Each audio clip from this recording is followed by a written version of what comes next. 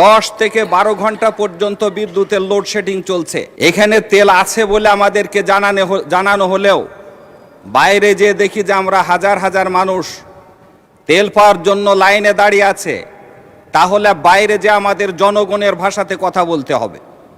এখানে গ্যাসের সংকট নেই, আমরা দেখছি গ্যাসের দাম বাড়ানো হয়েছে এবং ফ্যামিলিগুলার থেকে জানানো হচ্ছে যে দিনের পর দিন সে জায়গাতে চুলা জ্বলছে না। তাহলে জনগণের ভাষাতে আমাদের বাইরে যে কথা বলতে হবে। 10 থেকে 12 ঘন্টা পর্যন্ত বিদ্যুতের লোডশেডিং চলছে। এই প্রচণ্ড গরমের ভিতরে যারা ঘরের ভিতরে ঘুমাতে পারছে না, বাইরে এসে মশার কামড় খাচ্ছে, তাদের ভাষায় আমাদেরকে কথা বলতে হবে।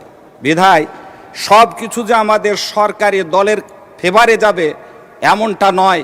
জনগণের কথা আমরা এই সংসদে বলতে এসেছি, জনগণের কথা আমরা বলবো এ জায়গাতে ইনশাআল্লাহ।